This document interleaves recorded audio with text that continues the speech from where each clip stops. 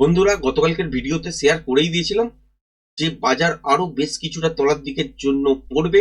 Hourly time frame অনুযায়ী এখানে একটা প্যাটার্ন তৈরি হচ্ছে, আর জোনও আপনাদের সাথে শেয়ার করে দিয়েছিলাম।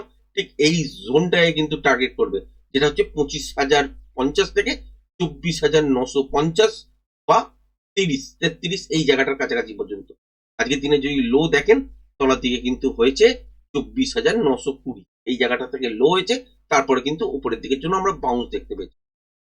এবার কি হতে পারে, আওয়ারলি ফ্রেম অনুযায়ী তলার দিকের জন্য আবারও কিন্তু আসতে পারে রিটেস্ট করার জন্য। যেখানে বন্ধ করেছে সেটা হচ্ছে 25,157। তলার দিকে যদি আসেও, ডিপ নেয়ও, কোনো কারণে যদি এই লেভেলটাকে ব্রেক করে দেয়, তাহলে তো অন্য বিষয়। তাহলে এখান থেকে কিন্তু সেই মুভমেন্ট আপসাইডের দিকের জন্য আর দেখবেন না। কিন্তু হাই প্রবাবিলিটি কি আছে যে তলার দিকের জন্য যদি আসেও, তাহলে দেখবেন যে 24,920 আর ব্রেক করতে চাইছে না। কনফার্মেশন কখন পাবেন যে আপসাইডের দিকের জন্য বাজার ঘুরতে চলেছে? যখন দেখবেন ঠিক এই লেভেলটা ব্রেক করে সাস্টেন করে যাচ্ছে, যেটা হচ্ছে 25,300। এই লেভেলটা যখনই দেখবেন যে ব্রেক করে সাস্টেন করে যাচ্ছে বা ক্লোজিং পেয়ে যাচ্ছেন, তখনই কিন্তু বুঝে যাবেন যে এখান থেকে আপসাইডের দিকের জন্য ঘুরতে চলেছে। এবার এর মধ্যেও আর একটা লেভেল আছে যেখানে গিয়ে আপনাদের কিন্তু দেখতে হবে, যেটা আগেও আমি শেয়ার করে দিয়েছিলাম। সেটা হচ্ছে এই 25,700। কারণ এই জায়গাটা দেখতে পাচ্ছেন দাগ টানা আছে। তো এই 25,700 যতক্ষণ না ব্রেক করছে, কনফার্মেশনটা আরো জোরদার হচ্ছে না। তার মানে এখানে যদি বাজারকে উপরের দিকের জন্য উঠতে হয়, 25,300 উপরে কনফার্মেশন পাবেন। সেখান থেকে 25,700 পর্যন্ত বাজার ট্রাভেল করবে। 25,700টা যদি ব্রেক করে কনফার্মেশন দিয়ে দেয় যে এর উপরে ক্লোজিং হয়ে গেছে, তাহলে এই মুভটা কিন্তু আপসাইডের দিকের জন্য মুভ করতে শুরু করে দেবে। এবং সেক্ষেত্রে এইখান অব্দি তো একটা টার্গেট দেখছেন, যেটা হচ্ছে 25,900।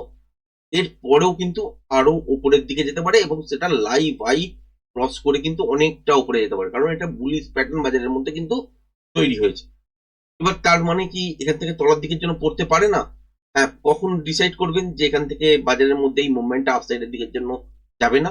আওয়ারলি ফ্রেম অনুযায়ী যদি দেখেন যে 24,920 এই লেভেলটা ব্রেক করে দিয়েছে, সেটা করা উচিত নয়।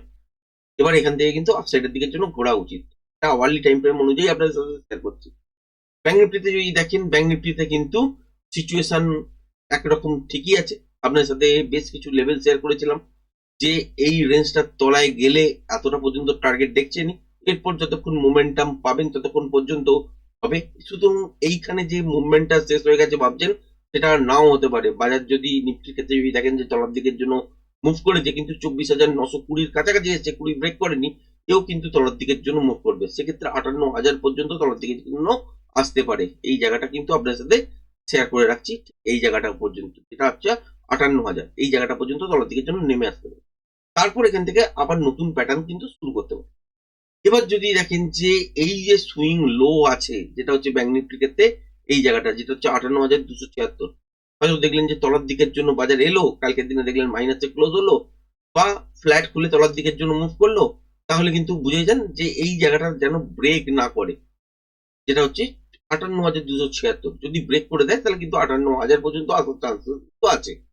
এর পরেও কি চলতে পারে? হ্যাঁ, এটা র্যালি ফেজের মধ্যে চলছে, এর পরেও চলতে পারে।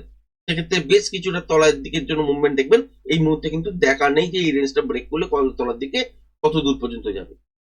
এবার যদি দেখেন যে আপ সাইডের দিকের জন্য কনফার্মেশন যদি পেতে চাইছেন যে উপরের দিকের জন্য মুভ হবে, তো কতটা পর্যন্ত বাজার যেতে পারে, এই ক্ষেত্রে যদি দেখেন, তাহলে হচ্ছে ঠিক এই জায়গাটা ব্রেক করার পর প্যাটার্ন কিন্তু তৈরি করবে নতুন ক্ষেত্রে ব্যাংক নিফটিতে।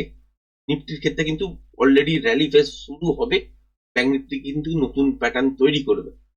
এবং সেক্ষেত্রে যদি দেখেন, তাহলে 59,270-এর উপরে যখন চলতে শুরু করবে, তখনই কিন্তু কনফার্মেশন পাবেন। তার আগে কিন্তু পেতে পারবেন না। এখান থেকে এবার যদি দেখেন যে কত দূর পর্যন্ত উপরের দিকে চলে যেতে পারে, মোটামুটি এই সুইং হাইটার কাছাকাছি, যেটা হচ্ছে 59,988, বা এইটার কাছাকাছি, যেটা হচ্ছে 60,200, বা এর ওপর পর্যন্ত ইম্পালসিভ মুভ কিন্তু দেখা যেতে পারে। এবার হচ্ছে আমরা 5 মিনিটের টাইম ফ্রেম অনুযায়ী শেয়ার করার চেষ্টা করব যে কালকের দিনের জন্য কিরম ধরনের ট্রেডিং সেট আপনারা পেতে চলেছেন বাজারের মধ্যে। কালকের দিনও মোটামুটি একটা ট্রেডিং সেট হবে, রেঞ্জ বাউন্ডের মধ্যেই হবে।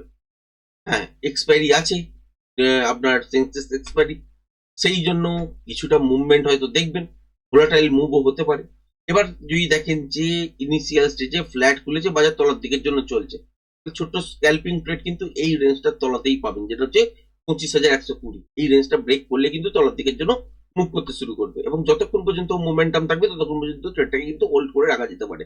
হ্যাঁ, খেয়াল রাখবেন এটাই যে 24,920 কাছাকাছি একবার স্কোয়ার আপ করে নিতে, কারণ এই লেভেলটা যেন নাও ব্রেক হতে পারে, বা এই সুইংটাও ব্রেক না হতে পারে, বা দেখতে পারেন যে 25,040-50 পর্যন্তই এত নেমে এলো, বা 25,020 এই যে সুইং লোটা আগের আছে এর পর্যন্ত নেমে এলো, তারপর এখান থেকে আবার উপরের দিকের জন্য মুভ করছে, সেটাও কিন্তু সম্ভব। কনফার্মেশন কখন পাবেন? 25,300 ওপরে যখন ট্রেড করবে তখন কিন্তু কনফার্মেশন পাবেন। মানে কোনো কারণে দেখলেন যে বাজার গ্যাপ আপে খুলেছে কিন্তু 25,300 এইটাকে ব্রেক করতে পারেনি, তাহলে বাজার এখানে বেশ কিছু বার ট্রাই করবে, ট্রাই করার পর দেখবেন যে ইন্ট্রাডে সুইং লো ব্রেক করলে তলার দিকের জন্য স্ক্যালপিং মুভ এতটা পর্যন্ত। আবার যদি দেখা যায় যে তলার দিকে ফ্ল্যাট খুলেছে, তারপর উপরে যাওয়ার চেষ্টা করেছে কিন্তু হয়নি, সেক্ষেত্রেও ইন্টারডে সুইং লো প্লাস হচ্ছে 25,120 এই রেঞ্জটা ব্রেক করলে তলার দিকের জন্য মুভ করবে। হ্যাঁ, খেয়াল এটাই রাখতে হবে যে বাজার কিন্তু এইসব জোনের কাছাকাছি থেকে এই সুইং লোটার কাছাকাছি, যেটা হচ্ছে 25,020-30 এই জায়গাটা, বা আরেকটু তলায়, কিন্তু খেয়াল রাখবেন 24,920 কোনো কারণেই ব্রেক করা যাবে না। সেখানে যদি দেখেন যে এইরকম টাইপের সিচুয়েশন তৈরি হচ্ছে, ঠিক এরকম টাইপের উপর থেকে নামার পর যদি দেখলেন যে উপর থেকে নেমে এলো, তারপর দেখলেন যে এইরকম সিচুয়েশন তৈরি করছে কিন্তু তলার দিকের জন্য ব্রেক করতে কিছুতেই পারছে না, তাহলে কি হবে? এখান থেকে মুভমেন্ট কিন্তু উপরের দিকের জন্য সুইপ করতে শুরু করে দেবে। এই হচ্ছে কালকের দিনের ট্রেডিং সেট আপ। এবার যদি দেখেন যে এই রেঞ্জটা তলার দিকের জন্য নেমেছে কিন্তু অতটাও নামেনি যতটা তলার দিকে 24,920 এই জায়গাটা পর্যন্ত নামেনি, হয়তো দেখলেন যে 25,030-40 পর্যন্ত নেমেছে, তাহলে এই রেঞ্জটাকে কিন্তু ব্রেক করে দেবে, এইটুকুনি কিন্তু খেয়াল রাখবেন যে 25,120ও ব্রেক করবে, উপরের দিকের জন্য টার্গেট কিন্তু 25,300 কাছাকাছি পর্যন্ত পাবেন। এটা যদি ফার্স্ট হাফে হয়ে যায় তারপর আপনাকে ইন্টারডে প্রাইস অ্যাকশন অনুযায়ী দেখতে হবে যে কন্টিনিউশন প্যাটার্ন এখানে ইন্টারডে বেসিসে তৈরি হচ্ছে কিনা, বা উপরের দিকের জন্য এই মুভটা সাস্টেন করবে কিনা, সেই অনুযায়ী ট্রেডিং সেটআপ অ্যাপ্লাই করা যেতে পারে। কিন্তু যদি খুব বেশি নয়েজ থাকে তাহলে এইসব জায়গার কাছাকাছি দেখতে পাবেন যে নয়েজ ক্রিয়েট হচ্ছে বারবার, বাজার কোথাও যেতে পারছে না, জিগজ্যাগ ফরমেশন করছে, তাহলে কিন্তু আর ট্রেডিং সেটআপ সেকেন্ড হাফে কিন্তু বেরোবে না, এইরকম সিচুয়েশন দাঁড়িয়ে আছে।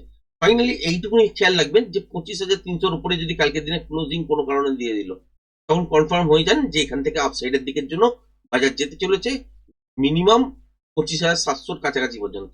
এবার এই 700টাকে ব্রেক করলে তাহলে আবারও কিন্তু উপরের দিকের জন্য বেশ কিছুটা মুভমেন্ট পাবেন, যেটা লাইভ হাইতে কনভার্ট করে দিতে পারে। এটা হচ্ছে একদিনের প্রোগ্রাম নয়, ওভারঅল কিন্তু আপনাদের সঙ্গে সিচুয়েশনটা শেয়ার করছি যে এবার বাজার কোথা থেকে ঘুরবে। তার আগে যদি দেখা যায় যে এইসব জায়গায় বাজার ফ্ল্যাট খুলেছে, খুলে তলার দিকে 25,120 ব্রেক করেছে, তাহলে একটা স্ক্যালপিং ট্রেড আপনারা পুট সাইডের দিকে করতে পারবেন, এবং যতক্ষণ মোমেন্টাম থাকবে ততক্ষণ পর্যন্ত ট্রেডটাকে করা যেতে পারে। আবার যদি দেখেন যে 24,920 বা 25,040 এই 50 এই জায়গাটা যে আর একটা সুইং লো আছে, এটাকে যদি ব্রেক করতে না চায় তাহলে আলটিমেট এখান থেকে কিন্তু উপরের দিকের জন্য শিফট করবে, সেক্ষেত্রে রিভার্সাল ট্রেডও কিন্তু করতে পারবেন। ব্যাংক নিফটির ক্ষেত্রে যদি দেখেন, ব্যাংক নিফটির ক্ষেত্রেও সিচুয়েশন কিন্তু ওভারঅল সেম।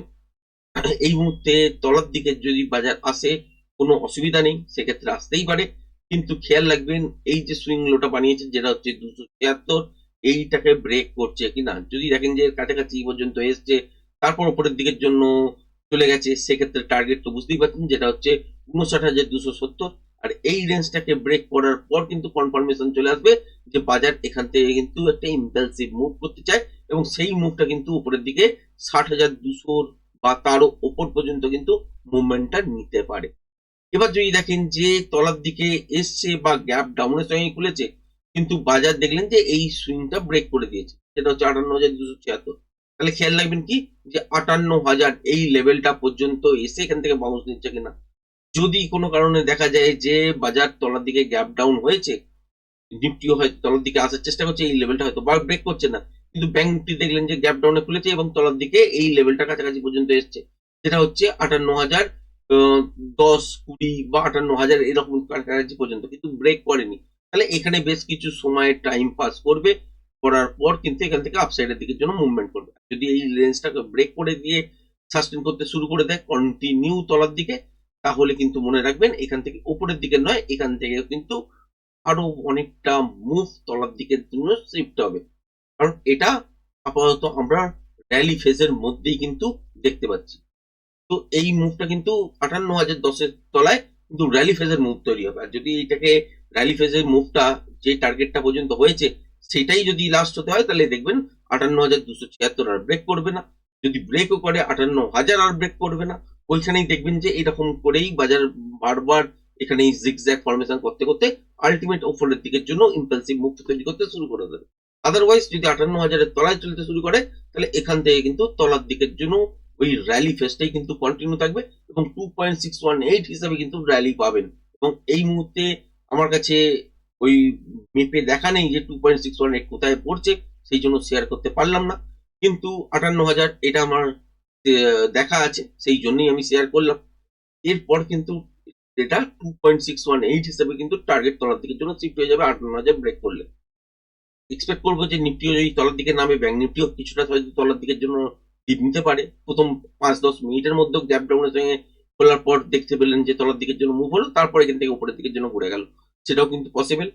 নিফটির ক্ষেত্রে একটা জিনিস খেয়াল রাখবেন যে 24,920 যেন ব্রেক না করে, 25,300-র উপরে যেন ক্লোজিং হয়, তাহলেই বুঝে যান যে উপরের দিকের জন্য ঘুরে গেছে। ব্যাংক নিফটির ক্ষেত্রে 58,276 এই মুহূর্তে যদি সুইং লো ব্রেক না করে, তাহলে কিন্তু 59,270-এর ওপর থেকে কনফার্মেশন চলে আসবে যে আলটিমেট এখান থেকে উপরের দিকের জন্য শিফট হতে যাচ্ছে। যদি ব্রেকও করে 58,000 হচ্ছে স্ট্রং সাপোর্ট, তো এই জায়গাটার কাছাকাছি এসে যদি এই রকমই সিচুয়েশন দেখেন যে বারবার চাইছে কিন্তু আর ব্রেক করতে পারছে না, তাহলে এখান থেকে উপরের দিকের জন্য যখন মুভ করবে সেক্ষেত্রেও কিন্তু 59,270 এটা কিন্তু খেয়াল রাখবে। তো আজকের ভিডিওটা এই পর্যন্তই রাখছি। কেমন লাগলো, আজকের ট্রেডিং সেটআপ কেমন হলো, কমেন্টস করে জানাবেন। আজকের ভিডিওটা এই পর্যন্তই। ধন্যবাদ।